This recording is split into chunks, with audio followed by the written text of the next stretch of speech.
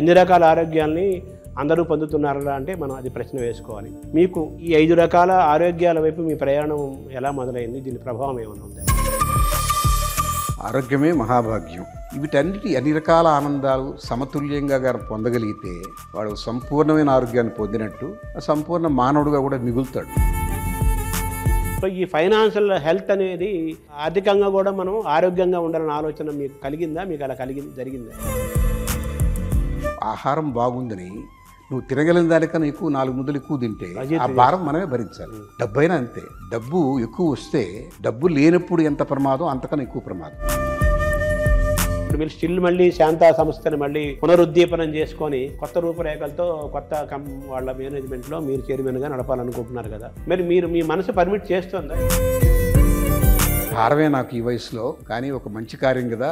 వాళ్ళు బాగా అనుభవం ఉన్నవాళ్లే. నాకున్నటువంటి ఆదర్శాలని నాకున్న నిబద్ధతని వాళ్ళు అర్థం చేసుకొని నన్ను ఉండమని అడిగారు. కాబట్టి నా మాట వాళ్ళు 2 ఏళ్ళు విన్నా చాలు నాకు. ఆ తర్వాత నమస్కారం. మనతో పాటు డాక్టర్ వరప్రసాద్ రెడ్డి గారు ఉన్నారు.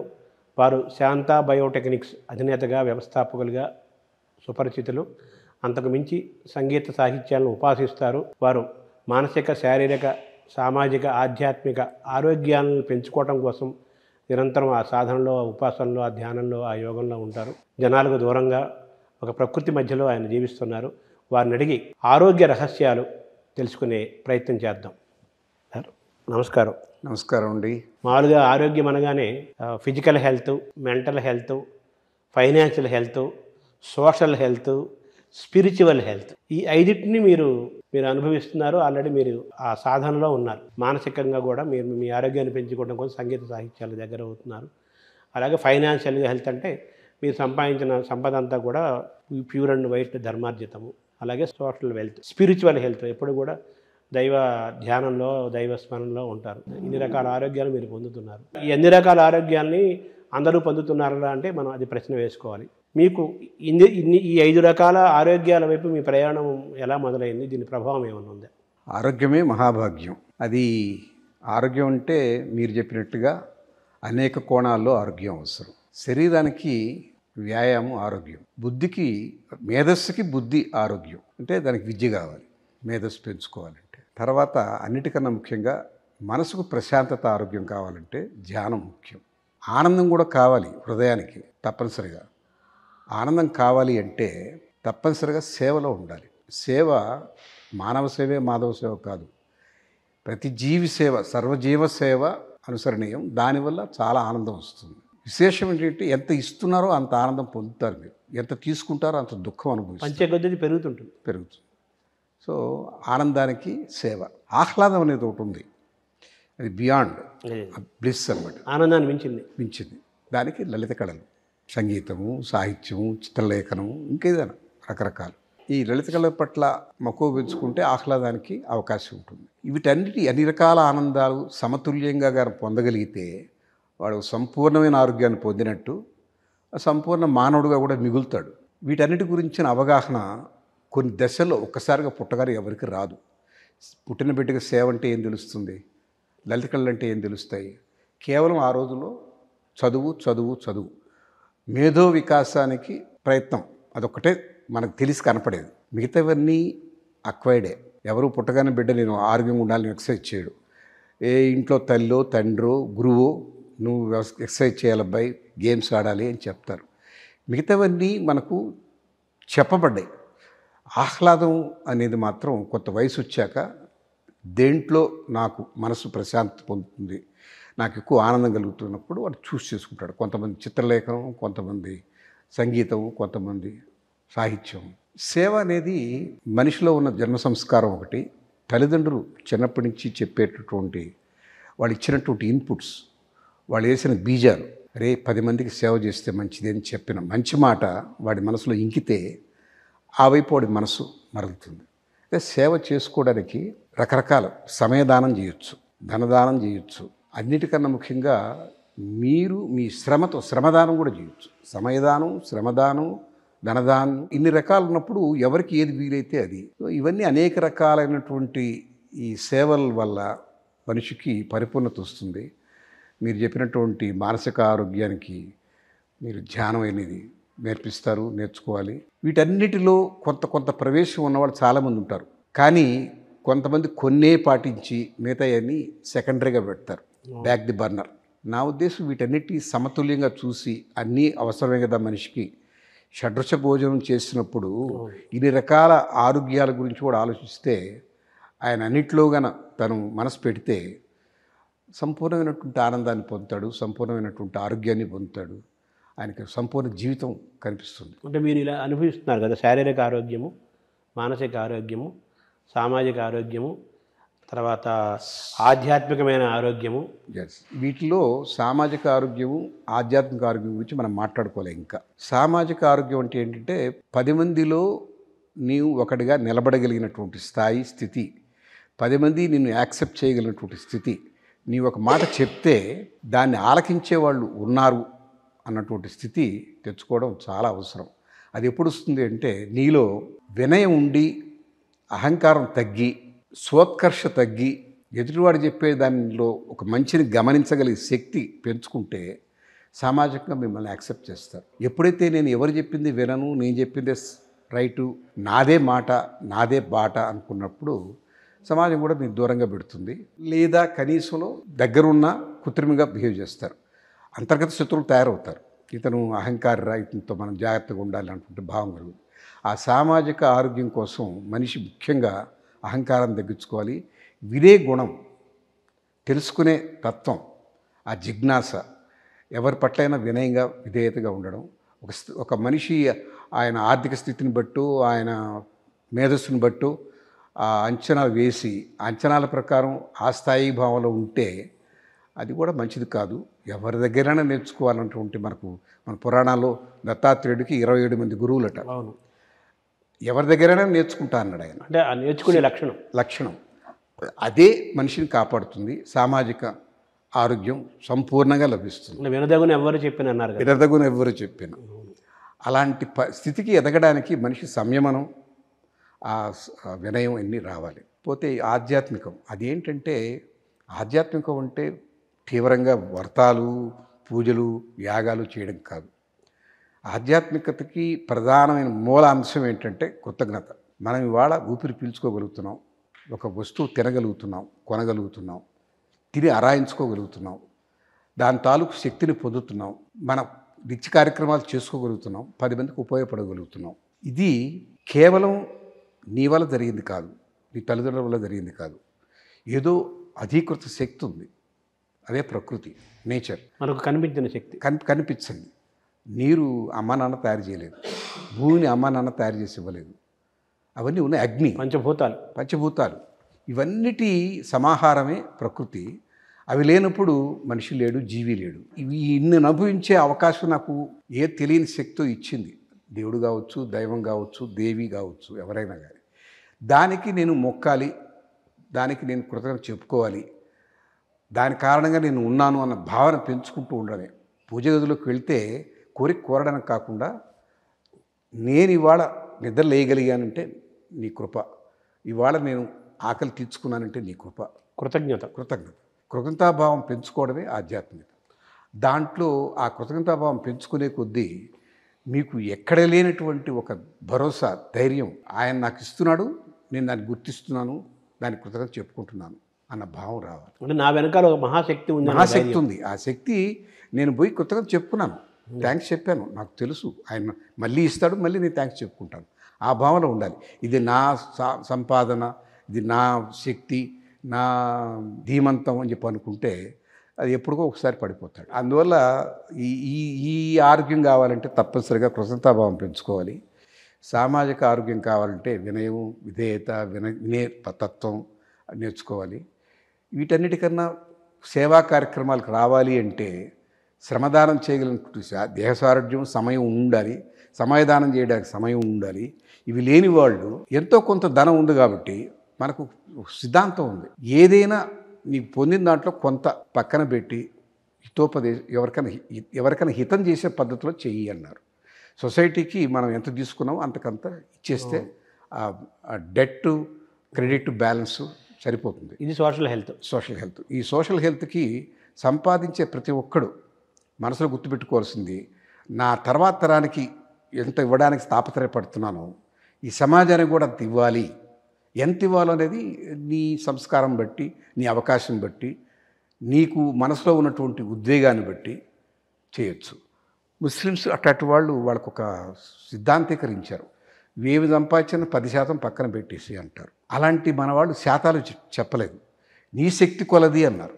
శక్తి ఉండాలి, ఆసక్తి ఉండాలి. అది కానీ చేయగలిగితే మీరు మిగతా వాటికి ఒక రకమైనటువంటి వెసులుబాటు, ప్రత్యామ్నాయం, సమయదానం చేయలేకపోయినా, శ్రమదానం చేయలేకపోయినా కనీసంలో కనీసం నీ దగ్గర ఉన్నటువంటి సంపత్తిని కొంతమందితో పంచుకుంటే వాళ్ళకు ఎవరికైనా ఉపయోగపడే విధంగా వాడితే చేయాలి. అయితే ఇక్కడ కూడా ఎక్కడైనా సమతుల్యతగా కోల్పోతే ఎవరైనా పడిపోతారు. శరీరానికి వ్యాయామం అవసరం, విపరీతంగా వ్యాయామం చేసి ఇటీవల చాలామంది యువకులు చనిపోయారు, కొలాప్స్ అయిపోయారు. కారణం ఏమిటి? సమతుల్యత లేదు. రాత్రికి రాత్రి బాడీ పెంచేసి షర్ట్ తీసేసి ఫోటోలు దిగి మాధ్యమాల్లో పెట్టుకోవడానికి ఆ ఇంట్రెస్ట్, అంతేగాని ఆరోగ్యం కోసం కాదు. ప్రదర్శన, ఇది ప్రదర్శన కోసంగా కాకుండా నా ఆరోగ్యం కోసం అని చెప్పి అనుకోలేవాళ్ళు. ఇది ప్రదర్శన నిమిత్తం 10 మందిని ఆకట్టుకోవడానికి సల్మాన్ ఖాన్ లాగా కనపడాలి నేనని చెప్పి అనుకున్న తత్వంలో చేసినప్పుడు దెబ్బతిన్నారు. అంటే సమతుల్యత పోయినప్పుడు. అదే రకంగా ఈ సేవ చేసేటప్పుడు ఈ ధనం ఏట్లో వేసినా ఏం చేయమన్నారు. చాలామంది నాకు తెలిసిన వాళ్ళల్లో మొత్తం ఆస్తులన్నీ దానాలు చేశారు. చిట్ట చివరికి వాళ్ళు ఇంకోరి మీద ఆధారపడాల్సిన పరిస్థితి వచ్చింది. అందుకే ఎంత ఇవ్వాలో, ఎంత ఉంచుకోవాలో ఆ సమతుల్యత పాటించకపోతే, ఆ ఆరోగ్య స్థితి తెలుసుకోకపోతే అక్కడ కూడా అనారోగ్యాలు వస్తాయి. చిత్తూరు నాగయ్య గారు ఆయన ఆటోబయోగ్రఫీలో రాశారు కదా, అది ఆయన ఆటోబయోగ్రఫీ అంతా రాసి చివరిలో దాని సారాంశం రాశారు. నాలాగా ఎవరు ఉండొద్దు, నేను పొగడ్తలకి చాలా బాగుంటాయి, వినడానికి తాత్కాలికంగా చాలా బాగుంటాయి, అవసరంతో స్వార్థంతో మనుషులు మనల్ని పొగుడుతారు, రకరకాలుగా చేస్తారు. మనం మొత్తం ఇచ్చేసామంటే చివరికి మనకి ఎవరు ఇవ్వరు. నేను నా జీవితంలో నేను అలా ఎన్నో చాలా మొత్తం పోగొట్టుకున్నాను అని చెప్పేసి నేను దానం చేయొద్దన్ను. దానం చేయండి కానీ త్యాగం చేయొద్దు, ఇది నేను చెప్తున్నది. మీకు ఉంచుకొని దానం చేయండి అన్నారు. ఎంత చేయవలలో ఎంతవరకు ఆ విచక్షణ ఉండాలి, ఎవరికి చేయాలి ఉండాలి. అలాంటి గుర్తిరిగినటువంటి విచక్షణ కలిగి ఉండాలి. ఆ కలిగి లేనప్పుడు అనారోగ్య పాలవుతారు. ఇవ్వకపోవడం తప్పే, అనవసరం దగ్గర ఎక్కువ ఇవ్వడం తప్పే, అన్ని రెండు తప్పులే. తర్వాత ఇంకొక హెల్త్, ఫైనాన్షియల్ హెల్త్. ఇప్పుడు ఫర్ ఎగ్జాంపుల్ మనం ఈ భారతదేశంలో, ప్రపంచంలో కుబేర్లు అంటున్నారు, కోటేశ్వర్లు అంటున్నారు, ఏదో ఆ మ్యాగజైన్ టాప్ 5 అంటున్నారు, టాప్ 10 అంటున్నారు. వాళ్ళ అప్పులు, ఆస్తులు, వాళ్ళు సంపాదించిన విధానం అవన్నీ లెక్కలు వేసుకుంటే అది మైనస్లో ఉంటుంది. ఎక్కువ మందిది అనారోగ్యకరమైన వాతావరణంలోనే వాళ్ళు ఆ నెంబర్లలోకి ఎక్కుతున్నారు. మీదేమో మీరు సంపాదించినంత డైరెక్ట్గా మీకు అంత వైట్లో వచ్చింది, ధర్మాజితంగా వచ్చింది. సో ఇది ఫైనాన్షియల్ హెల్త్. మనం పొందటము, సంపాదించటము, ఖర్చు పెట్టడము, ఇవ్వటము, పెంచటము, ఇదంతా it's part of financial management కదా. ఇది కూడా మోస్ట్ ఇంపార్టెంట్ ఆస్పెక్ట్ కదా ఫైనాన్షియల్ హెల్త్ అనేది.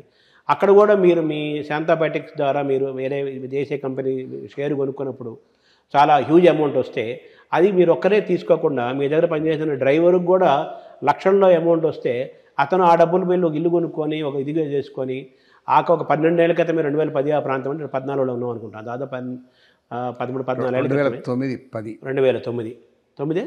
2009లో వాళ్ళు వచ్చారు. అప్పుడు అమ్మేశారు. 15 ఏళ్ళు అవుతుంది. ఒక 15 ఏళ్ల క్రితమే మీ దగ్గర పనిచేసే ఒక సామాన్యమైన డ్రైవరు అతనికి లక్షల్లో అతను వాటా వస్తే అతను ఒక ఇల్లు కొనుక్కొని ఆ డబ్బులు చక్కగా మళ్ళీ మీ దగ్గర డ్రైవర్గా పనిచేస్తానని చెప్పేసి చేస్తున్నాడు.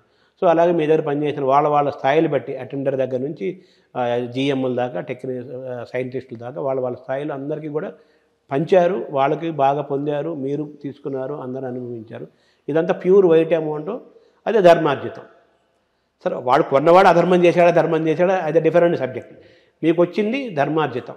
సో ఈ ఫైనాన్షియల్ హెల్త్ అనేది మీకు హెల్తీ, ఆర్థికంగా కూడా మనం ఆరోగ్యంగా ఉండాలన్న ఆలోచన మీకు కలిగిందా? మీకు అలా జరిగిందా? ప్రత్యేకంగా నేను దాని మేనేజ్మెంట్ అంటూ ఏమి చేయలేదు. ఒక రకంగా నేను నిజాయితీగా ఒప్పుకోవాల్సి వస్తే నేను సంపాదించింది కన్నా భగవంతుడు ఇచ్చిందే ఎక్కువ. నేను సంపాదించిందంటే ఎలా సంపాదిస్తాం? సంపాదన అనేది ఏమిటంటే నీ శ్రమ, ఆ శ్రమని మానిటైజ్ చేయడం, అంటే ద్రవ్యంలోకి మార్చడం, శ్రమని ఎక్స్చేంజ్. నేను 8 గంటలు పనిచేశాను, 8 గంటలు పనిచేసిన దానికి నా జీతం ఇది, నా కూలి ఇది. ఆ రకంగా వచ్చింది కుటుంబానికి సరిపోతుంది. నేను ఆ రకంగా మేనేజింగ్ డైరెక్టర్గా పనిచేసి జీతం తీసుకున్నా. 5 కోట్లు 3 కోట్లు జీతాలంటే మల్టీనేషనల్స్ నాకు అంత అక్కర్లేదన్నా. అది అనవసరం, మేము తీసుకుంటుంది 1,25,000. ఆ 1,25,000 తీసుకుంటా, లేదా 2 లక్షలు చేస్తాం, అంతకుమించి తీసుకోనన్నా. అంతకన్నా ఎక్కువ ఇచ్చినప్పుడు ట్రస్ట్ పెట్టి ట్రస్ట్కి ఇచ్చేసాను. ఇప్పుడు ఆహారం బాగుందని నువ్వు తినగలిగిన దానికన్నా ఎక్కువ 4 ముద్దలు ఎక్కువ తింటే ఆ భారం మనమే భరించాలి. డబ్బైనా అంతే. డబ్బు ఎక్కువ వస్తే డబ్బు లేనప్పుడు ఎంత ప్రమాదం, అంతకన్నా ఎక్కువ ప్రమాదం. తట్టుకోవడం కష్టం. కాలికి చెప్పు తక్కువ సైజు అయితే కరుస్తుంది, ఎక్కువ సైజు అయితే బోళపడతాడు. డబ్బుతో అదే సమస్య. డబ్బు చాలనప్పుడు చాలా ఇబ్బందులు, డబ్బు ఎక్కువైనప్పుడు అంతకన్నా ఎక్కువ ఇబ్బందులు. రెండు చూశాను. అప్పుడు నేను దానికి సంయమనం పాటించానే కానీ సంపాదించిందంటూ లేదు. నేను నా ప్రోడక్ట్స్ అమ్మి, నేను ప్రోడక్ట్ చేసినప్పుడు 14 ప్రోడక్ట్స్ చేసాం, మార్కెట్లో పెట్టాం. వాటి మ్యానుఫ్యాక్చరింగ్ కాస్టు 50 రూపాయలు, సెల్లింగ్ కాస్టు 10% వేసుకొని 55కో 60కో అమ్మాను. దాన్ని ఫార్మా కంపెనీలు అమ్మినట్టుగా 1000% వేసుకొని అమ్మలేదు. 1000% వేసుకొని అమ్ముంటే నాకు బోలంత ఆదాయం వచ్చేది. మేము మా ప్రోడక్ట్స్ని మార్కెట్ ప్రైస్లో కానీ పెట్టుంటే మా టర్నోవర్ 340 crores కాదు, 6,000 కోట్లు ఉండేది. ఇంకా ఎక్కువ ఉండేది. అది ప్రాఫిట్, అది నేను సంపాదించింది. ధర్మమో అధర్మమో పక్కన పెడదాం, ఆ రకంగా నేను సంపాదించలేదు. విదేశీ కంపెనీలు ఎక్కువ షేర్ తీసుకున్నారు కాబట్టి విదేశీ వాళ్ళు ఇద్దరు పోటీ పడి మా షేర్లని 400 రూపాయల షేర్లని 3,500 దాకా తీసుకెళ్ళిపోయారు. అది నేను పెట్టిన ప్రైస్ కాదు, ఇద్దరి మధ్య పోటీదారులు దాని ఆక్షన్లో పెంచుకుంటూ పోయారు. నా ఇల్లు అమ్మకానికి పెట్టాను, 10 లక్షలు అన్నాను. ఒకడు వచ్చి నేను 12 లక్షలకు కొంటాన్నాడు, ఇంకోటి వచ్చి నా 16 లక్షలు కావాలన్నాడు, ఇంకోటి 20 అన్నాడు, ఇంకోటి 30 అన్నాడు. నేను చెప్పలే, నాకు ఇచ్చారు. వాళ్ళిద్దరు పోటీ పడ్డారు, రూపాయలు ఇస్తే చెల్లిపోయారు. ఆ రకంగా వచ్చిన డబ్బు దీన్ని నా సంపాదన అనకూడదు, దైవదత్తం. వాళ్ళల్లో ఆ మూర్ఖుల ఇద్దరి మధ్య పోటీతత్వాన్ని పెంపొందించి నాకు డబ్బు దేవుడు ఇప్పించాడు, మూర్ఖత్వం పెంచారు. నాకు దేవుడు ఈ రకమైన సహాయం చేశాడు. నువ్వు నీ ప్రోడక్ట్స్ అమ్మి లాభం సంపాదించలేకపోయావు, పర్సెంటేజ్ ఎక్కువ పెట్టుకోలేదు, నీ మనసులో సోషల్ అప్లికేషన్ పెట్టుకున్నావు, దానికి నా కానుక ఇది నాకు ఇచ్చాడని నేను భావిస్తాను. అంటే మీరు మిగతా కంపెనీలాగా మీరు 1000% అంత పర్సెంట్ లాభాలు పెట్టుకోకుండా 10% లైట్ మార్జిన్ పెట్టుకొని చేయటం వల్ల అది మీరు విశ్వసించే దైవం గుర్తించి మీకు ఈ రూపంలో మీకు ఇంకో రూపంలో ఇచ్చాడు. అది ఇచ్చిందే కానీ నేను పుచ్చుకుందే కానీ నేను సంపాదించింది కాదు. మీ తెలివితేటలు నా తెలివితేటలు అక్కడ ఇసుమంత లేవు. నేను సంపాదించానన్నటువంటి అహం కూడా అవకాశం లేదు ఇక్కడ. ఇది మీ తెలివితేటలు మీ ప్లానింగ్ కానే కాదు, అది డివైన్ ప్లానింగ్లో నాకు వచ్చిన దాన్ని సద్వినియోగం చేశా అంతే. అందులో ఇక్కడ కూడా నేను ఫైనాన్షియల్ మేనేజ్మెంట్ కోసంగా పెద్ద పథకాలేం పెట్టలేదు. అసలు పథకం పెట్టుంటే ఆదాయ దృష్టి ఉండేది. ఆదాయ దృష్టి ఉంటే కొంతలో కొంత మోహపడేవాడిని. 20% అన్న 25% పోనీ 50% పెట్టుకో. మిగతా ప్రోడక్ట్స్ కన్నా నా ప్రోడక్ట్ తక్కువే. అలాంటప్పుడు ఇప్పుడు అంజిరెడ్డి గారు ఏమన్నారంటే, మల్టీనేషనల్ వాడు 870 రూపాయలకు అమ్ముతున్నాడు వర్క్ సార్, నువ్వు 869కు అమ్ము అన్నాడు ఆయన సలహా. కాదండి, నువ్వు తక్కువే అమ్ముతున్నావు కదా, నీవు ఆదర్శం ఉంది కదా. నా ఆదర్శం అది కాదు, అది అందరికీ అందుబాటులో ఉండాలంటే 50 రూపాయలే ఉండాలండి అని. అంత తేడా ఉంది, ఎందుకు అనవసరం చేస్తున్నావు అంటే, తేడా ఉంటే ఉండొచ్చు, అయితే నీకు డబ్బు అక్కర్లేదా అన్నాడు. 50 రూపాయల మీద కూడా నాకు డబ్బు వస్తుందండి, 10% మార్జిన్ ఉంటుంది అని. సరిపోద్దా అన్నాడు. సరిపోద్దు, ఫార్మా కంపెనీలో పనిచేయమన్నాడు ఆయన. అది ఒక నిబద్ధత ఉంది కాబట్టి. ఇది ప్లానింగ్ అనేది ఉంటే నేను ప్రాఫిట్ పెట్టుకునేవాడిని. 25% పెట్టుకోవచ్చు, పెట్టుకున్న ఎంత అవుద్ది, 50 కాస్త 75కి అమ్మేవాడిని. 870 ముందు 75 తక్కువే కదా. అవును, కానీ ఆలోచన లేదు. మిగతా వ్యాక్సిన్లు 50కి ఉంటే ఇది కూడా 50కే చేయాలి, అది సంకల్పం. ఇక్కడ ప్రాఫిట్ మోటివ్ కాదు, make it available at par with other products. అవును, అది. రెండవది, డబ్బు చేతికి వచ్చాక తీసుకెళ్ళి షేర్లో పెడతారు. నేను ఏ కంపెనీ షేర్లు కొనలేదు. షేర్ మార్కెట్లో మేము డబుల్ చేస్తాం, ట్రిపుల్ చేస్తూ ఉంటారు, నాకు అక్కర్లేదు. అది గ్యాంబ్లింగ్ కింద నేను లెక్కేసుకున్నా. నాకు తెలియని కంపెనీ, ఆ కంపెనీ ఎలా నిర్వహిస్తున్నారో, ఎవరు నిర్వహిస్తున్నారో, క్రమబద్ధంగా చేస్తున్నారో, నీతివంతంగా చేస్తున్నారో అనేది నాకు తెలియదు. దాని మీద రోజు పేపర్లో చూసి stock markets are upping, stock markets are going down, ఇప్పుడు కొనాలి, కొని సలహాలు వస్తుంటాయి. నేను ఇప్పుడు ఆ పనులకు వెళ్ళలేదు. అది గ్యాంబ్లింగ్ కింద నా లెక్క. జూదం అనేది మనకు వద్దు. అదే. మనం చేసే కంపెనీలో ప్రాఫిట్ ఉంటే తీసుకుంటాం, లేకపోతే లేదు. అంటే మీరు మీ దగ్గర డ్రైవర్లు, అటెండర్లు, క్లర్కులు, అకౌంటెంట్లు, మేనేజర్లు, సైంటిస్టులు అందరికీ కూడా మీ కంపెనీ ప్రారంభించినప్పుడే ఆ శ్రమ విభజన తగ్గట్టుగా ధన విభజన షేరింగ్ చేశారు కదా, అది గొప్ప ఆలోచన కదా, అది ఎవరు చేయట్లేదు కదా, అది అది అంటున్నారు. ఆ ప్లానింగ్ అంటూ ఏం లేదండి. నన్ను పెంచిన మేనమామ కమ్యూనిస్టు. ఆయన పెట్టుబడిదారు అంటే ఆయన లెక్కలో పరమ కిరాతకుడు. శ్రామికుడి అదనపు శ్రమని దోచేవాడే పెట్టుబడిదారు అంటాడు ఆయన. Karl Marx definition. ఆయన థియరీ. నేను ఇట ఇండస్ట్రీ పెట్టబోతున్నానంటే ఆయన చాలా తీవ్రంగా బాధపడ్డాడు. నా దగ్గర పెరిగి నీచుడా నువ్వు పెట్టుబడిదారు అవుతావా అన్నాడు. పెట్టుబడిదారు అయినంత మాత్రం తప్పేమిటి, నేను ఉపాధి కల్పిస్తున్నా కదా, వాళ్ళకు జీతభత్యాలు ఇస్తాను, వాళ్ళ శ్రమ దోచుకోబోతున్నావు నువ్వు. కాదు, కానక్కర్లేదు, వాడికి ఉపాధికి అవసరం. దోచుకునే సంగతి తర్వాత, ముందు వాడికి జీతం, ఒక భత్యం, వాడికి ఒక మంచి చెడ్డ చూస్తాను, వాడి పిల్లలు చదువు చెప్పిస్తాను, వాడికి ఒక వ్యాపకం క్రియేట్ చేస్తున్నాడు. లేకపోతే రోడ్డు మీద తిరుగుతాడు, నిరుద్యోగిగా యాంటీ సోషల్ అవుతాడు. వాళ్ళ రష్యాలో ఎందుకు కూలిపోయింది ఇన్ని చెప్పాను ఆయనకి. ఆయన నమ్మలేదు. ఆయన వినే స్థితిలో లేడు ఆయన. ఆయన పూర్తిగా he was devoted by communism to such an extent that anything capitalist అంటే వాడు నీచుడు, వాడు శ్రామికుల రక్తం వాళ్ళ జ్యూస్ లాగా తాగేస్తాడు అని అనుకుంటాడు ఆయన. అది నాకు అట్లా అనుకోవద్దు, నేను చేసేది చూడని చెప్పిన పద్ధతిలో చేశాను. అది ఆయన భావానికి విరుద్ధంగా సమాధానమే కాదు, ఆయన సంతృప్తిగా చేసిన పని అది. ఇది ప్రాక్టికల్గా కమ్యూనిజాన్ని చూపించినట్టే కదా, ఆచరణలో సమానత్వం. నేను కమ్యూనిస్ట్ని కాదు, అదే నేను బొట్టు పెట్టుకుంటాను, భక్తిగా ఉంటాను, కృతజ్ఞత చెప్పుకుంటాను మా అమ్మలాగా. కానీ ఆయన దగ్గర పెరిగాను, ఆయన భావాల్లో నిజాయితీ గమనించాను. ఆయన సర్వమానవ శ్రేయస్సు గురించే బాధపడ్డాడు. ఆయన తన ఆస్తులు కూడా పార్టీకి ఇచ్చేశాడు. ఆయన సంకల్పంలో నిజాయితీ ఉంది. అది అమలుపెట్టడానికి నేను కమ్యూనిస్టే కానక్కలేదు. I want to be humanist, మానవతావాదం. చాలామంది శ్రమ పడుతున్నారు వాళ్ళ స్థాయిల్లో. ఆ శ్రమ వల్ల ఇంత సంపద సృష్టి అవుతోంది, ఆ సంపద సృష్టి మొత్తం నువ్వు అనుభవిస్తున్నావు, అలా అనుభవించేవాడు పెట్టుబడిదారుడు. వాడేమో పేదరికంతో గుడిసెలో ఉంటున్నాడు, ఫీజులు కట్టలేకపోతున్నాడు, చదువుకోలేకపోతున్నాడు, బట్టలు వేసుకోలేకపోతున్నాడు, ఎప్పుడు 100 అప్పిస్తావు 1000 అప్పిస్తావు అని తిరుగుతున్నాడు. జీతం తప్పుతాడు, రేపు బతుకులేదు వాడిది, నువ్వేం పెద్ద పెద్ద ప్యాలెస్లో ఉంటున్నావు, ఇది పెట్టుబడిదారుడు ఇది అని చెప్పి అది ఆయన థియరీ, ఆయన థీమ్ అది.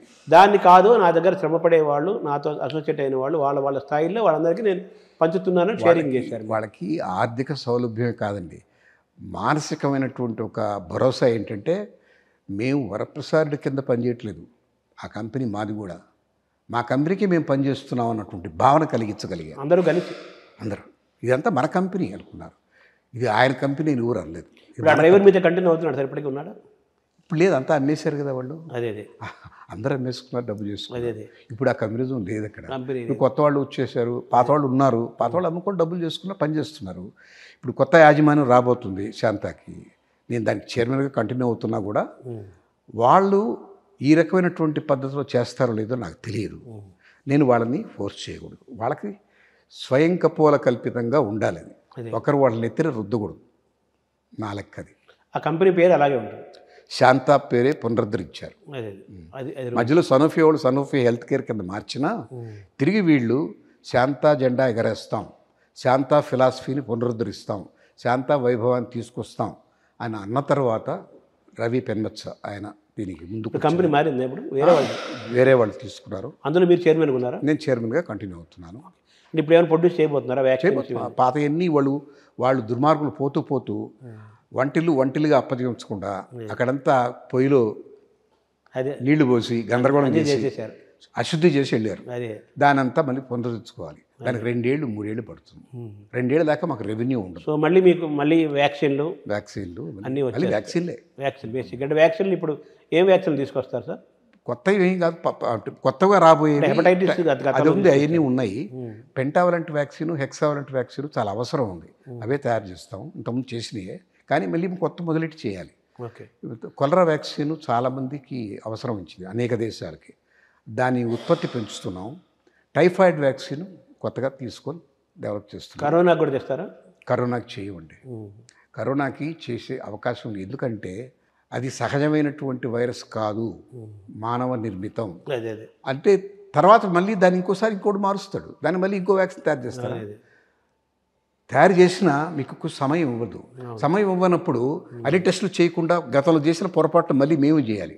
ఆ పొరపాట్లు నాకు ఇష్టం లేదు. సరే, ఇప్పుడు మామూలుగా ఈ షుగరు, బీపీ ఇవన్నీ రెండు ప్రధానంగా కరుడు కవచకుండాలాగా ఆ రెండు చాలామందికి చిన్న వయసులోనే వస్తున్నాయి. చాలామంది ఏమంటారు, ఈ మధ్య మనం వింటున్న మాటలు, షుగర్ని మనం రివర్స్ చేయొచ్చు, డయాబెటిక్ రివర్స్ చేయొచ్చు అంటున్నారు. మీ శరీరం పైన మీరు అనేక ప్రయోగాలు చేసుకున్నారు, నాకు కూడా తెలుసు. ఆహారపరంగా కానీ, మెడికేషన్ కానీ అనేక రకాలుగా. ఈ ప్రయోగాల్లో భాగంగా ఈ షుగర్ని, బీపీని మనం రివర్స్ చేసే అవకాశాలు ఉన్నాయా? మీరు అనుభవించారా? అది దాన్ని ఎలా చెప్తారు? ఉన్నాయండి, తప్పకుండా ఉన్నాయి. ఇవన్నీ షుగర్ అనేది డిసీజ్ కాదు, ఇది డిజార్డర్. అంటే క్రమం తప్పింది. ఈ క్రమాన్ని మళ్ళీ సవరించుకుంటే మీ లైఫ్ స్టైల్లో తప్పనిసరిగా మళ్ళీ మీ స్థితికి వచ్చేస్తారు. శరీరానికి ఉన్న గొప్ప గుణం ఏంటంటే సెల్ఫ్ హీలింగ్ ఉంది. అయితే మనం దానికి అవకాశం ఇవ్వాలి, తగిన సమయం ఇవ్వాలి. ఇలా జ్వరం రాగానే పారాసిటమాల్ ట్యాబ్లెట్ వేసేస్తాం. జ్వరం అనేది ఏమిటి? ఒక కాలింగ్ బెల్. లోపల ఇంకేదో ప్రాబ్లం ఉంది మీకు. ఆ ప్రాబ్లం తెలియపరిచే విధానం ఏంటంటే శరీరం ఉష్ణోగ్రత పెంచి చూపిస్తుంది. జ్వరం అనేది సిమ్టమ్, రోగం కాదు. ఆ సిమ్టమ్ని కాలింగ్ బెల్ అలారం పెట్టుకుంటాం 5:30కి నిద్రలేయడానికి, నొక్కేస్తాం నేను లేచేసానని. ఇక్కడ కూడా జ్వరం సిమ్టమ్ కాలింగ్ బెల్ లాగా వస్తే దాన్ని నోరు నొక్కేయడానికి పారాసిటమాల్ వేస్తాం. మరి లోపల ప్రాబ్లం అది అలాగే ఉంది. షుగర్ ఎందుకు వచ్చింది? శరీరానికి తగినంత శ్రమ లేదు. కార్బోహైడ్రేట్స్ అవసరం మించి తీసుకుంటున్నారు. అవసరం మించిన కార్బోహైడ్రేట్స్ వాటిని ఖర్చు చేసేటటువంటి శ్రమ విధానం లేదు. శ్రమ ఎందుకు తగ్గింది? అన్నిటికీ మనకు మూమెంట్స్ తగ్గిపోవడానికి కారణం ఆటోమేషన్. కూర్చున్న కుర్చీలో ఫైల్ కావాలంటే లేచి ఆడికి వెళ్ళి తీసుకునేవాళ్ళు. దీనికి వీల్స్ పెట్టేసుకున్నాం. దీంట్లోనే కూర్చొని లేయం, పక్కకు జరుగుతాం, ఇటు జరుగుతాం, అటు జరుగుతాం. మీ అసిస్టెంట్తో మాట్లాడాలి, ఇంటర్ కనెక్ట్ ఫోను. ఒకప్పుడు ఆ డెస్క్ పిలిపించుకోవడమో లేకపోతే మీరు వెళ్ళడమో జరిగేది, అది లేదు. సిగ్నిఫికెంట్గా శ్రమ తగ్గిపోయింది. దానికి తగ్గట్టుగా మీ ఆహారం తగ్గించలే. నాలిక రుచి కోసం తింటుంది, ఆహారం ఆరోగ్యం కోసం అన్న సంగతి మర్చిపోయాం. రెండోది గ్రైండింగ్ మిషను ఇదనుకొని లోపల దోసేస్తాం. గ్రైండింగ్ ఇక్కడ పళ్ళు ఇక్కడ పెట్టాడు, లోపల పళ్ళు పెట్టలేదు. నవలకుండా తినడం ఒక లోపం, తినవలసిన దానికన్నా ఎక్కువ తినడం రెండో లోపం, సమయానికి తినకపోవడం మూడో లోపం, తగినంత దానికి ముందుగా హెచ్చరిక చేయకుండా తినడం నాలుగో లోపం. రెండోది బీపీ కూడా డిజార్డరే, డిసీజ్ కాదు. దానికి ఎందుకు వస్తుంది అంటే ఆందోళన ఎక్కువ, మీకు తెలియనటువంటి స్ట్రెస్లో బతుకుతున్నారు. ఇప్పుడు ఉదయం లేచిన మనిషి అనేక రకాల విషయాలు తలదూరుస్తున్నాడు. వచ్చిన సోషల్ మీడియా చూసుకోవాలి, తనకి ఇష్టమైనటువంటి హీరో సినిమా ఏదో చూసుకోవాలి, దానికి వచ్చినటువంటి కామెంటరీ ఏటో చదువుకోవాలి. ఇవి కాకుండా రాజకీయ నాయకుడి మీద ఏమిటో తెలుసుకోవాలి. అనవసరమైన విషయాలు ఏంది? ఏ మనిషి తన కేవలం ఒక ఉద్యోగం మీద ఆధారపడటం లేదు. ఏ మనిషి ఒక వ్యాపారం మీద ఆధారపడటం లేదు.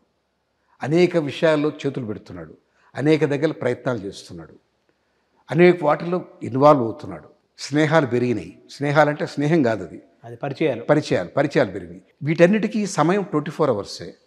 మీకు ఏకాగ్రతకి సమయం లేదు, ధ్యానానికి సమయం లేదు, దేవుడి ముందు కృతజ్ఞత చెప్పుకోవడానికి సమయం లేదు, నింపాదిగా కూర్చొని నవిలి తినడానికి సమయం లేదు. వీటన్నిటి కారణంగా స్ట్రెస్లో మీ శరీరం అనేక విషయాలకి కోపప్ అవుతుంది. మల్టీటాస్కింగ్, ఒక ఏకోన్ముఖంగా ఒక దాని మీద కాన్సన్ట్రేట్ చేసి ఒక పని చేసిన వాడు తీరు తెన్ను వేరు. సో వీటి మీద కంట్రోల్ కావాలంటే మళ్ళీ తిరిగి మీరు నడక ప్రారంభించాలి. నడక అన్నిటికన్నా బెస్ట్ ఎక్సర్సైజ్. ఆ తర్వాత కొద్దిపాటి ఎక్సర్సైజులు చేయాలి. ఎక్సర్సైజ్ ఎందుకు చేయాలంటే మీరు తిన్నటువంటి కార్బోహైడ్రేట్స్ గ్లూకోజ్గా మారుతాయి. గ్లూకోజ్ ఎక్కడ స్టోర్ చేయాలి అని ఎత్తుక్కుంటుంది. ఎక్కడ బ్యూరో ఉంటే అక్కడ పెట్టుకుంటాయి. ప్లేస్ కావాలి దానికి. ఎక్కడ పెట్టుకోవడానికి కండలు శ్రమ చేసినప్పుడు ఇక్కడ ఈ అన్ని మజిల్స్ వాటికి శక్తి కావాలి కాబట్టి నాకివ్వు నాకు కొంత బ్యాలెన్స్ పెట్టు అడుగుతాయి ఈ గ్లూకోజ్ని. శరీరాన్ని మనం వినాలి. అవి అడుగుతుంటే ఏ శ్రమ చేయకపోతే ఇక్కడ కండ రానప్పుడు నాకు అనవసరం ఉంటుంది. అది చివరికి ఎక్కడ దొరకపోతే లివర్లో పడేస్తే లివర్ ఫ్యాటీ లివర్ అయిపోతుంది. అందుకని ఎక్సర్సైజ్ అవసరం. మీరు బీరువాలు ఓపెన్ చేసి పెట్టాలి. నడిచి పిక్కల ద్వారా, వెయిట్స్ ఎత్తి, బైసెప్స్ ద్వారా, డంబెల్స్ చేసి, వీటన్నిటి ద్వారా మీరు భుజాలకి, నడుముకి, కాళ్ళకి, తొడలకి శ్రమ కల్పిస్తే అవన్నీ స్టోర్ హౌస్ అవుతాయి. మీరు తిన్నటువంటి కార్బోహైడ్రేట్స్ని అక్కడికి వెళ్ళి కూర్చుంటాయి హాయిగా. మీరు నడవడానికి శక్తినిస్తాయి. అవేమి షుగర్ పెంచవు. ఎక్కడ స్థలం లేనప్పుడు బ్లడ్లో కలిసిపోద్ది, లివర్లో కలిసిపోద్ది, అప్పుడే షుగర్ వస్తుంది. సహజంగా జరుగుతుంది. మీరు ఎక్సర్సైజ్ చేయాలి, నడవాలి. తర్వాత ఈ ఆందోళన తగ్గించుకోవడానికి ఒక ఆధ్యాత్మిక చింతన, ఒక మంచి పుస్తకం చదువుకోవడం, లేదా ధ్యానం చేసుకోవడం. ధ్యానం చేసుకుంటే ఆ ప్రశాంతి వచ్చేస్తుంది ఆటోమేటిక్గా. ఏ విషయం మనసులోకి రానివ్వకండి. అవి చేసుకుంటే ఇవి తప్పకుండా రివర్స్ అవుతాయి. నేను దాన్ని రుజువు చేశాను. నాకు ధ్యానంతోనూ, నడకతోనూ, ఎక్సర్సైజ్తోనూ, యోగాతోనూ, ప్రాణాయామంతోనూ నా 130 యూనిట్ల ఇన్సులిన్ని ఇవాళ 28 యూనిట్లకి తగ్గించేసాను. 32 యూనిట్లు. కేవలం ఇదే ప్రాసెస్. మందులు వాడటం లేదా? లేదు, నో మందులు. 32 యూనిట్లు. బీపీకి వాడటం లేదు, షుగర్ లేదా మీకు అసలు? బీపీ ఎప్పుడు లేదు నాకు. బీపీ నాకు నా అదృష్టం ఏంటంటే నాకు అనేక వ్యాపకాలు లేవు. ఒక శాంతయే, వేరే వ్యాపకమే లేదు. నేను వేరే వ్యాపారాలు తలబెట్టలేదు.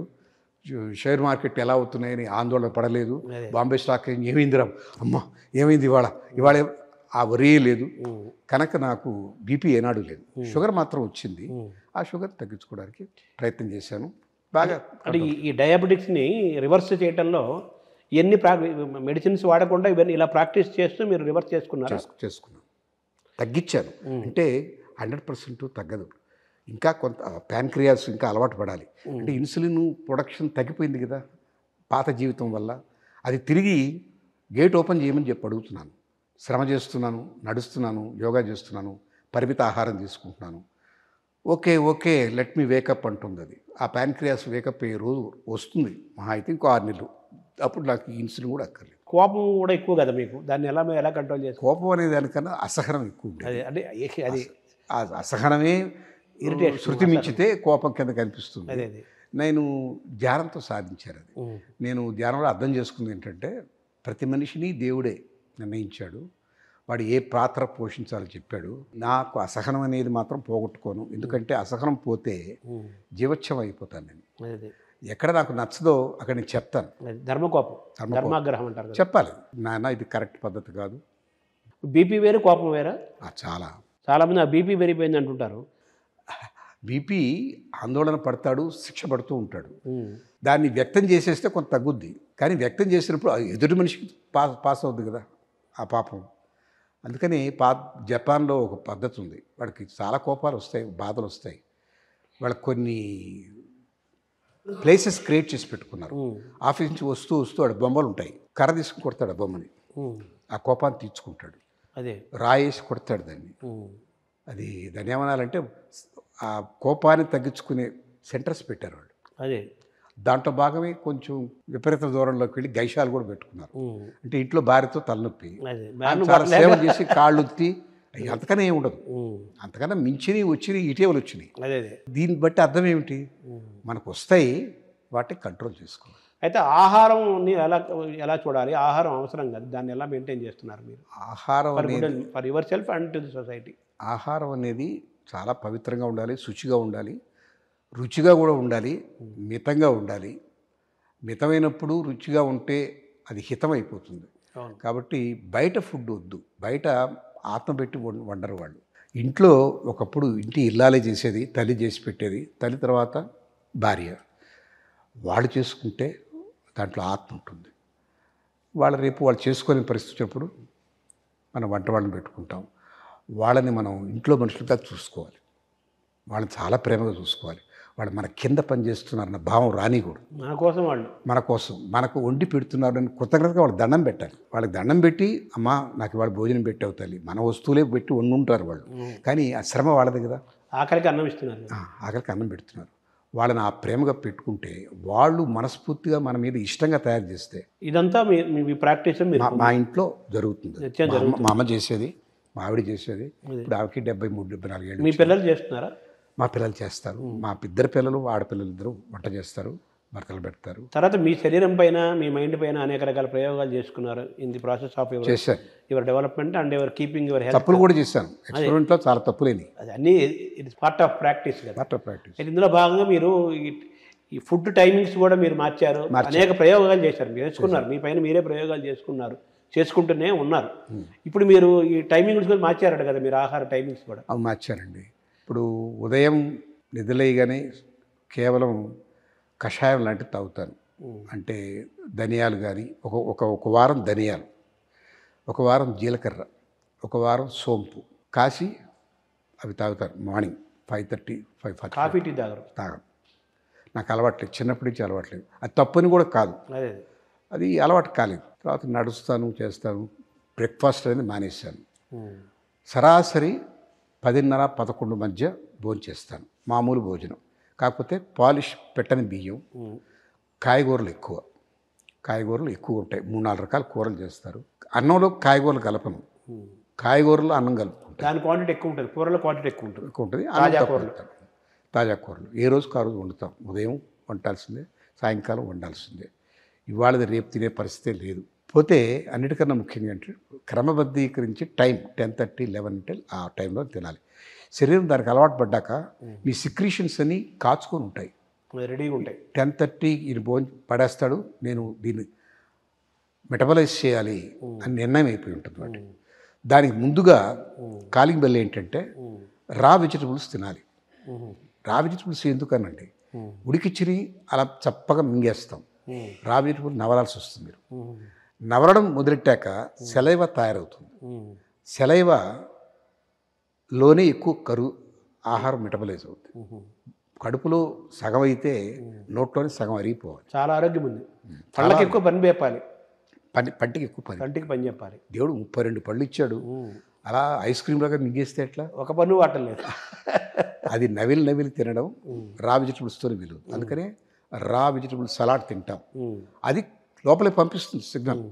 ఇప్పుడు మామూలుగా తాజా కూరలు తినమంటారు, తాజా పండ్లు తినమంటారు, డ్రై ఫ్రూట్స్ తినమంటారు, రాగి జావ తాగమంటారు అని చెబుతున్నారు. ఇవన్నీ మీరు చేస్తున్నారా సార్? కొన్ని అన్నీ చేయలేమండి. ఒక్కొక్క రోజు ఒక్కొక్క వారం ఒక్కొక్కటి చేస్తాం. ఇప్పుడు నేను కషాయం 3 రకాలుగా మారుస్తున్నా కదా, ఒక వారం ఇది, ఒక వారం అది. ఏది కూడా 42 రోజులు మించి చేయకూడదు. మండలం మనకు సిద్ధాంతీకరించారు ఆయుర్వేదంలో. శరీరం దానికి అలవాటు పడకూడదు, మళ్ళీ కొత్త రకంగా పోవాలన్నమాట. సో నేనేం చేస్తానంటే ఈ 11 కల్లా మీ భోజనం అయిపోతుంది. మళ్ళీ 1:32 ఆ టైంలో సబ్జా నీళ్ళలో వేసుకొని తాగుతాను. మంచి ఫ్రూట్ ఏదైనా తింటాను. ఆ సీజన్లో ఉన్న ఫ్రూట్ ఏదైనా ఒకటి. 2 రకాల ఫ్రూట్స్ ఉంటారు, 2 రకాల ఫ్రూట్స్ తింటారు. నట్స్ కూడా తింటాను, డ్రై ఫ్రూట్, బాదం కానీ, వేరుశనగ చాలా మంచి ప్రోటీన్. సాయంత్రం మళ్ళీ 6 గంటలప్పుడు 6:15 నాకు కొంత కార్యక్రమం ఉంటాయి. అదైన తర్వాత 6:30కే భోజనం చేసేస్తాం. భోజనం కాదు, భోజనం లేదు. దానికి పొంగల్ కానీ, పొంగల్లో ఎక్కువగా రైస్ ఉండదు, పెసరపప్పు ఉంటుంది. ఎక్కువ ప్రోటీన్ పెసర దోశ కానీ, పెసర పొంగల్ కానీ, గారెలు కానీ, మినప్పప్పు, ఏదైనా పప్పులు, ధాన్యాలు. అది ఒక్కో సందర్భంలో వెరైటీ కోసం వారంలో ఒక్కో రోజున 2 ఇడ్లీలు, 2 ఇడ్లీలు. తర్వాత సార్ మామూలుగా నెయ్యి తినటం వల్ల కొలెస్ట్రాల్ పెరుగుతుంది, హార్ట్ ప్రాబ్లమ్స్ వస్తాయి, చాలా హోల్స్ బ్లాక్ అయిపోతాయి అంటారు కదా. అది అబద్ధం అండి. గేదె నెయ్యి గురించి నేను కామెంట్ చేయలేను. బహుశా దాంట్లో వారు చెప్పింది వాస్తవం కావచ్చు. మనం ఆవు పాలు, ఆవు పెరుగు, ఆవు నెయ్యి చాలా శ్రేష్టం. ఆయుర్వేదంలో దానికి ప్రథమ పీఠం ఇచ్చారు. వేదం చదువుకునే వాళ్ళు ఎంత నెయ్యి తింటే అంత మంచిది. ఎందుకంటే జ్ఞాపక శక్తి పెరుగుతుంది. ప్రతి శరీరంలో ఉన్న అన్ని అవయవాలకి అనేక రకాల డిఫరెంట్ కైండ్స్ ఆఫ్ ఫుడ్స్ కావాలి. శరీరంలో కండలు పెరగడానికి, పుష్టి కావడానికి కార్బోహైడ్రేట్స్ కావాలి. బ్రెయిన్కి కూడా కార్బోహైడ్రేట్ కావాలి. కార్బోహైడ్రేట్తో పాటు నెయ్యి కావాలి. మెమరీ సెల్స్ బలవత్తరంగా ఆడాలి. వాళ్ళు వేదం చదివి దాన్ని మళ్ళీ అప్పచెప్పాలంటే మెమరీ కెపాసిటీ పెరగాలి. నేను ఆవు నెయ్యి తాగుతాను, తిరణంగా మా పుక్కిట తాగుతాను. నేనేమి ఇప్పటికీ నా 76 ఏళ్ల వయసులో నేనేమి విపరీతమైన లావు కాదు, నేను అవుట్ ఆఫ్ షేప్ కాదు, శుభ్రంగా తాగుతాను. తర్వాత మీరు మామూలుగా ఎక్కడైనా సిటీలో చూసామంటే కార్ల సౌండ్లు, బండ్ల సౌండ్లు, వెహికల్ సౌండ్లు వినపడుతుంటాయి. మీ ఇంటనేమో ఆ గో యొక్క శబ్దం అవి వినిపిస్తుంది. మీరు గోవులు మా వాకిట్లోనే ఉంటాయి, మా ప్రాంగణంలోనే. వాటితో పాటు సహజీవనం చేస్తాం మేము. వాటి పాలే మాకు, వాటి పాడే మాకు. మా కూరగాయలు కూడా మా పెరట్లో పండించుకునే చాలా వరకు. కొన్ని పండవు మనకు, క్యాబేజీ, కాలీఫ్లవర్ లాంటివి, అవి బయట కొనుక్కోవాల్సిందే. ఇప్పుడు ఒకప్పుడు మామూలుగా మనిషిని ఎప్పుడు కూడా మనం ఒక శతమానం భవతి అని జీవిస్తుంటాం. అంటే 100 ఏళ్ళు జీవించాలి. శతం అంటే 100 కాదు, అనంతమని. 100 కంటే ఎక్కువ, కేవలం 100 కాదు, ఎక్కువ కాలం జీవించు, చిరాయువుగా ఉండి ఎక్కువ కాలం జీవించిన అర్థం. సరే దాన్ని మన వాళ్ళు ఇంకో లెక్క చెప్పి 100 అనుకున్నాం ఫర్ ఎగ్జాంపుల్. సో 100 ఏళ్ళు జీవించిన వాళ్ళు, 100 ఏళ్లకు పైన జీవించిన వాళ్ళు కూడా చాలామంది ఉన్నారు. కొన్ని దేశాల్లో లైఫ్ లాంగివిటీ ఎక్కువ ఉంది. ఇప్పుడు మన ఇండియన్ యావరేజ్ వచ్చేసరికి 66, 67 ఎంత వచ్చింది ఇప్పుడు? లేదండి, పెరిగింది. ఇప్పుడు 72 వచ్చాం ఇప్పుడు ఈ ప్రస్తుతం పెరిగింది యావరేజ్. అంటే మందులతో, కానీ ఆరోగ్యంగా ఉన్నారా లేదా అనేది ప్రశ్న. అది మందులతో అన్నాను. అందుకే ఏ మందు వాడకుండా, ఏ ట్యాబ్లెట్ వేసుకోకుండా, ఏ ఇంజక్షన్ వాడకుండా, హాస్పిటల్లో డాక్టర్ని చూడకుండా బతకటం కాదు బతకటం అంటే జీవించటం. అది బతకటం వేరు, జీవించడం వేరు కదా. సో మీరు మామూలుగా మనిషి ఆరోగ్యంగా 100 ఏళ్ల పాటు జీవించడానికి అవకాశం ఉంది అని మీరు పదే పదే చెప్తుంటారు. మనిషి 100 ఏళ్ళు ఏ ట్యాబ్లెట్, ఏ మెడిసిన్, డాక్టరు గడప తక్కకుండా 100 ఏళ్ళు జీవించడానికి అవకాశం ఉంది అని నిజంగా ఉంది. కానీ ఈ పొల్యూటెడ్ వాతావరణంలో అది తగ్గిస్తున్నాయి. కొన్ని సంవత్సరాలు, కొన్ని నెలలు తగ్గిపోతున్నాయి. మనం తాగే నీరులో కాలుష్యం ఉంది, మనం పీల్చే గాలిలో కాలుష్యం ఉంది, స్వచ్ఛమైన గాలి లేదు. ఎక్కడెక్కడ పరిశ్రమలు ఉన్నాయి, ఆ పరిశ్రమల తాలూకు వాయువులు వస్తున్నాయి, ఉద్గారాలు ఉన్నాయి, పొల్యూషన్. మనం తినే కూరగాయల్లో కూడా కొంత రసాయనాలు కలిసి ఉన్నాయి. ఈ కారణాలతో అనుకున్నంత స్వచ్ఛత లేని కారణంగా 100 అనేది రేర్గా కొంతమందికే జరుగుతుంది, అందరికీ జరుగుతుంది. అన్నిటికన్నా ఇంకో కారణం ఏంటంటే కుటుంబ వ్యవస్థలో కొన్ని మార్పులు వచ్చినాయి. సమిష్టి కుటుంబాలు పోయినాయి, ఉమ్మడి కుటుంబాలు పోయినాయి. అప్పుడు వాళ్ళ గురించి, దూరంగా ఉన్న వాళ్ళ గురించి ఆలోచన, ఆందోళన, ఆక్రందన, ఇవన్నీ మనిషిని ప్రభావితం చేస్తాయి. సో ఇవి కూడా ఒక కారణం. మనసులో అనుకున్నంత ప్రశాంతత, ఏదో క్షణం కాసేపు ధ్యానం చేసుకునేసేపు ప్రశాంతంగా ఉన్నారు. మరి మిగతా 23.5 గంట ఎంతసేపు ధ్యానం చేస్తారు? ఎంతసేపు చేస్తారు? మూడవరం బాలియోగల గుహలోకి వెళ్ళి కూర్చోలేదు కాదు కదా, అది కాదు కదా జీవితం. సో ఎంతో కొంత ఈ వాతావరణంలో బిడ్డలు ఏమైపోతారు, ఈ కలియుగ ప్రభావం ఎలా ఉంది ఏమిటి, ఈ రాజకీయం ఎలా ఉంది ఏమిటి, ఈ నాయకులు ఎలా ఉన్నారేమిటి, ఎంత లేదన్నా మీకు రోజులో 1 గంట అన్నా మిమ్మల్ని వచ్చి ప్రభావితం చేస్తాయి. దాని తాలూకు మీ ఆయుష్ తగ్గుతూ పొద్దున్న గంట సేపు చేసిన ధ్యానం అయితే కొట్టుకుపోతుంది. సో అవి కారణాలు. అందులో 100 అనేది గ్యారంటీడ్ కాదు. మన చుట్టూ అంత వాతావరణం స్వచ్ఛంగా లేదు. మీరు అందరూ జూబిలీ హిల్స్లు, బంజారా హిల్స్, మేము జూబిలీ హిల్స్లో ఉంటున్నాం, బంజారా హిల్స్లో ఉంటున్నాం అని గర్వంగా అందరూ చెప్పుకుంటారు. డబ్బున్న వాళ్ళందరూ మీరు డబ్బున్న మంచి అడ్రస్ అనుకుంటారు, గొప్ప అడ్రస్ అనుకుంటున్నారు. మీరు డబ్బున్న ఖాతాలోకి వెళ్ళిపోయారు, వచ్చేసి కూడా చాలా ఏళ్ళు అయింది కాబట్టి మీరు అవన్నీ వదిలేసి ఎందుకు ఇక్కడికి వచ్చారు ఈ కొండల్లోకి?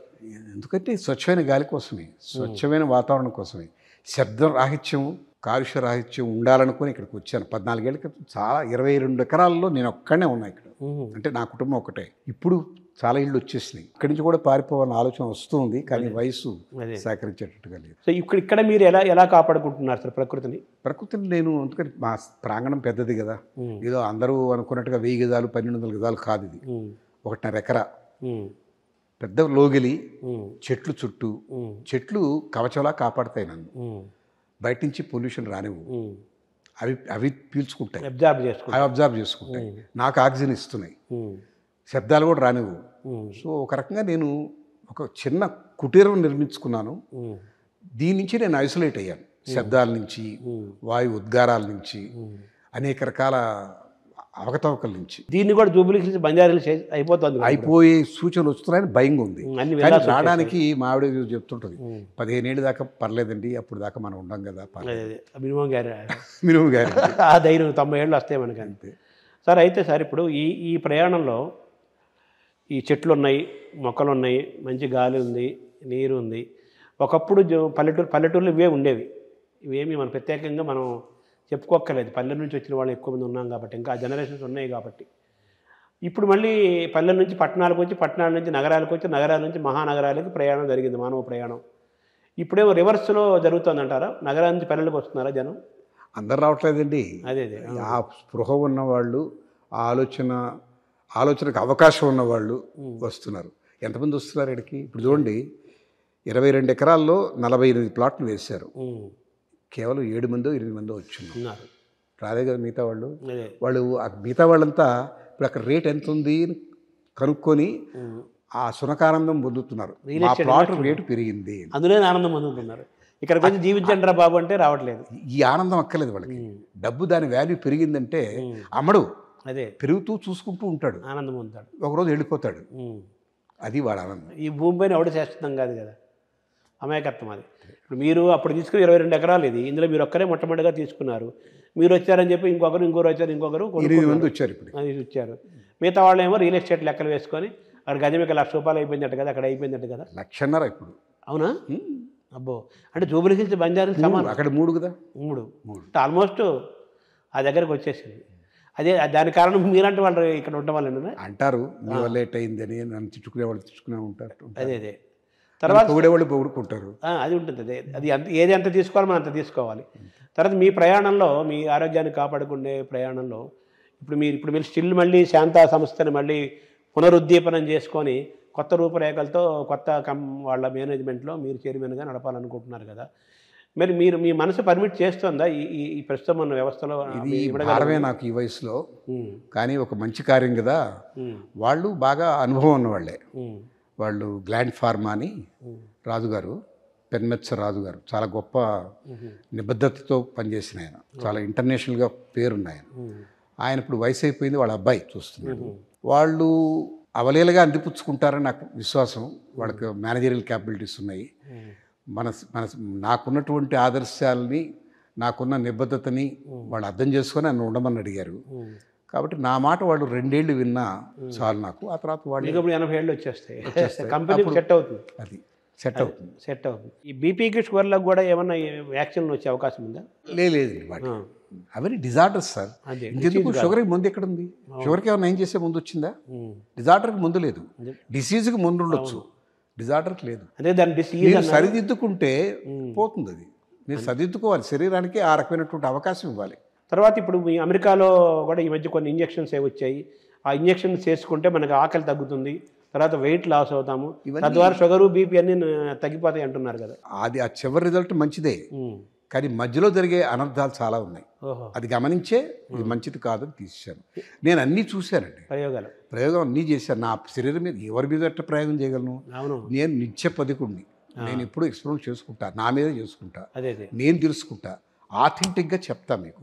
ఎవరో అనుభవం కాదు, నా అనుభవం చెప్తున్నా. అది ప్రయత్నం చేసి చూశాను, అది మంచిది కాదు, చాలా దెబ్బతీస్తుంది. ఇప్పుడు చాలామంది రకరకాల సర్జరీస్ ద్వారా వాళ్ళు బరువు తగ్గించుకోవడం కోసం సర్జరీలు చేయించుకొని బరువు తగ్గుతున్నారు. అన్యాచురల్, అవంతా అన్యాచురల్. డైజెస్టివ్ ఆహారం తీసుకుంటే సైజు కూడా సంచి సైజు తగ్గించుకుంటున్నారు. బాలుగారు అది చేసుకున్నారు. బేరియాటిక్ సర్జరీ అంటారు, చాలా తప్పు. అవి అదే మంచిది కాదు. మీరు తగ్గడం పెరగడం సహజంగా జరుగుతుంది. అదే సో మీ ఆరోగ్యంలో సంగీత సాహిత్యాల పాత్ర ఉందా? చాలా ఉంది, పుష్కలంగా అదే ఉంది. ఇప్పుడు నన్ను మనిషిగా నిలబెట్టినవి, నాకు సేద తీర్చినవి, ఆందోళనకి లోను కాకుండా కాపాడుకున్నవి ఆ రెండే నన్ను కాపాడినవి. అవి నాకు ఇష్టం అని చెప్పడం కాదు, నాకు రక్షణ. మీరు ఇందాక చెప్పిన ఆహారం ఒకసారి మళ్ళీ మనం సమీక్షించుకుంటే మనిషికి మీకు వీక్నెస్ రాదా? అది లేదండి. మనకు చేసే శ్రమను బట్టే మన క్యాలరీస్ అవసరం. నేను చేసే శారీరక శ్రమ ఏముంది? ఇప్పుడు నేనేమన్నా మొక్క నాటుతున్నానా, మొక్కకు వంగి నీళ్లు పోస్తున్నానా, పాదు తీస్తున్నానా? ఏమీ లేదు. మీకు ఎవరైనా పని చేయాలి. స్నానం చేసేటప్పుడు ఒళ్ళు కదులుస్తున్నాను, నడిచేటప్పుడు కాళ్ళు కదులుస్తున్నాను. అది కూడా పనిగా భావించుకుంటున్నాను. అదే, ఇంతకుమించి నాకేం శ్రమ లేదు. అంటే మీ వరకు ఇది సరిపోయింది. మిగతా ఒక్కొక్క వయసులో వాళ్ళు చేసే పనులు బట్టి వయసులు బట్టి ఆహారం తీసుకోవాలి. ఇప్పుడు చూడండి, నేను ఒకప్పుడు 2-3 సార్లుగా మారు పెట్టుకొని తినేవాడిని భోజనం, రైస్. ఇప్పుడు ఒకసారి పెట్టుకుంటే సరిపోతుంది. నేను చేసే శ్రమకి, నాకున్న ఈ వయసుకి నాకు అవసరమైన క్యాలరీస్ ఎన్నో అంతే తింటున్నా. నేను తీసుకునే ఆహారం 1600-1500 క్యాలరీస్ అంతే రోజంతా. బరం కూడా చేస్తున్నాను క్యాలరీస్. మామూలుగా గురజాడ అప్పారావు గారు తిండి గలవాడికే కండగలది అన్నాడు కదా, దాన్ని ఎలా చూడాలి మరి? అంటే అప్పుడు ఆ రోజుల్లో శ్రమలు ఉన్నాయి సార్, ఇవాళ శ్రమలు లేవు. కానీ ఆనాడు కాయ కష్టమే చేశారు, నడిచే వెళ్ళారు ఎక్కడికైనా. హరిశంకర్లు వారు కన్యాకుమారి నుంచి కాశ్మీర్ దాకా వెళ్ళారంటే జెట్ ప్లేన్లో వెళ్ళారా? నడిచే కదా వెళ్ళారు. రోడ్లు ఏమైనా పోయారా? రోడ్ల మీద స్మూత్గా కాదు కదా. కొండలు ఎక్కారు దిగారు, లోయల్లో ఉన్నారు. గురజాడ అప్పారావు గారు రాసిన సమయం 100 ఏళ్ళు అయిపోయింది. మరి 100 ఏళ్ల నాడు ఇన్ని సౌకర్యాలు, ఇన్ని సౌలభ్యాలు లేవు. శారీరక శ్రమ ఉంది, మనిషి కూడా ఇలా లేడు. అందువల్ల అప్పుడు తప్పనిసరిగా కండగలవాడే తిండి తింటేనే కండ వస్తుంది. కండ ఉంటేనే పని చేయగలడు. మీరు వెయిట్ కూడా బాగా తగ్గారు, మీరు సహజంగా తగ్గింది అనేది? సహజంగా తగ్గింది. అంటే ఆహారం తీసుకోలేదు మేము. అంతప్పుడు 2 పూట్ల భోజనం చేసేవాడిని. భోజనం 2 పూట 1 పూట అయింది. మిగతా టైంలో సప్లిమెంట్ ఫ్రూటో లేకపోతే నట్టో, సాయంకాలం స్నాకో. అటు కాకుండా ఇంతకుముందు బ్రేక్ఫాస్టు, మధ్యాహ్నం లంచ్, రాత్రి డిన్నర్, మధ్యలో ఏమైనా చెదారం అదే జంతికలు అంటాం, అదంటాం, ఇదంటాం, ఏదో తింటుంటాం. ఇదిగాక ఎక్కడెక్కడో సమయం మీటింగ్లో ఉండి సమయానికి భోజనం చేయకపోవడం, అది లేదు కదా ఇప్పుడు. అదే సమయానికి భోజనం సిస్టమేటిక్గా. తర్వాత నిద్ర కూడా ముఖ్యమంటారు కదా సార్ ఆరోగ్యం? చాలా ముఖ్యం. అసలు మనిషి ఆరోగ్యానికి మన ఆయుర్వేదంలో నిద్రాహార మైథునాలు సమతుల్యంలో ఉండాలి అంటారు. వాటిలో ఏది తగ్గినా ఏది ఎక్కువైనా ఆరోగ్యం అటు ఇటు అయిపోతుంది. సో నిద్ర అనేది చాలా ముఖ్యం. మీ శరీరం కోరుకునేది సక్రమంగా పనిచేయడానికి నాకు రాత్రిపూట వదులురా బాబు, సూర్యాస్తమైన తర్వాత ఎక్కువసేపు నన్ను మేల్కోబెట్టకు, మీరు పడుకో, నేను శుద్ధి చేసుకోవాల్సింది చేసుకొని విశ్రాంతి తీసుకుంటాను. ఇప్పుడు టైమింగ్స్ మారిపోయినాయి కదా సార్, రాత్రి 2 గంటల దాకా మేలుకుంటున్నారు. తెల్లవారులు పనిచేస్తున్నారు నైట్ షిఫ్ట్. ఈ నైట్ డ్యూటీ చేసే వాళ్ళందరికీ ఆరోగ్యం సాఫ్ట్వేర్ పాడైపోతుంది. అందుకని వాళ్ళందరూ ఆరోగ్యాలు బాగుంది. సో మీరు చెప్పినట్టుగా 5 రకాల ఆరోగ్యాలను కాపాడుకుంటూ, అసలు 5 రకాల ఆరోగ్యాలు ఉన్నాయని తెలుసుకుంటూ, ఆచరిస్తూ, ఆరోగ్యాన్ని కాపాడుకుంటూ, సహజంగా ప్రకృతికి దగ్గరగా జీవిస్తూ, సహజంగా మన అలవాట్లు, ఆహార నియమాలు, ఆలోచన విధానాన్ని మలుచుకుంటే ఆరోగ్యంగా మందులకు దూరంగా ఉంటూ బీపీ షుగర్లు కూడా మనం కంట్రోల్ చేసుకోవచ్చు, ఆరోగ్యంగా ఉండొచ్చు, ఎక్కువ కాలం జీవించవచ్చు అనేది. దాంతోపాటు సంగీత సాహిత్యాలను ఆస్వాదించడం, ఆధ్యాత్మికత, మానవ సంబంధాలు, మనుషులతో మెలగడం, ఇవన్నీ కూడా ఆరోగ్యాన్ని పెంచేవి అని చెప్తారు. మీరు చెప్పిన 6 రకాల ఆరోగ్యాలు ఉండడం మహాభాగ్యం. అవి మీకు అన్నీ ఉన్నాయి కదా. మీ వారసత్వంలో మీ పిల్లలు కూడా అలవాటు చేస్తున్నారు ఇప్పుడు? పూర్తిగా చెప్పలేను, ఆ మార్గంలో నన్ను చూస్తున్నారు. మా ఆవిడైతే నా మార్గంలోనే ఉంది, నాకన్నా బెటర్గా ఉంది. ఆమె బాగా యోగా అన్నీ చేస్తుంది. సో పిల్లలు కొంత వయసు వచ్చాక ఆ దారికి వస్తారు. మనవాడు కూడా మీ బాటలో మొదలవుతున్నాడా? మా మనవాడు కూడా వాడు ఎక్సర్సైజ్ చేస్తాడు. వాడు కానీ స్టూడెంట్ కదా, అందులో అమెరికా వాళ్ళకి విపరీతమైన హోంవర్క్ ఇస్తారు. రాత్రిళ్ళంతా ఎక్కువసేపు మేలుకొని వర్క్ చేస్తుంటారు. అప్పుడు మా ఫోన్ చేస్తాడు, డిఫరెంట్ టైమ్స్ కాబట్టి మా డే టైం కాబట్టి, ఎరా ఇంకా మేము మేలుకున్నాం అంటే చాలా హోంవర్క్ ఉంది తాతయ్య అంటాడు. అక్కడ ప్రొఫెసర్లు ఏంటంటే వాడు చెప్పడం కన్నా వీళ్ళని చేయమంటాం హోంవర్క్ ఎక్కువ ఇస్తున్నారు. సో వాడు పాపం ఆ అవస్థలో ఉన్నాడు. నా ధర్మంలో లేడు, ఇప్పుడు అవుతాడు. కొంత గతంతో పోల్చుకుంటే మీ ముఖంలో కూడా నాకు ఆరోగ్యం బాగా కనిపిస్తుంది. మీరు ఇంకా ఎక్కువ ఆరోగ్యంతో, మంచి ఆరోగ్యంతో మంచి పనులు చేస్తూ 200 ఏళ్ళు జీవించాలి. Thank you sir. నమస్కారం.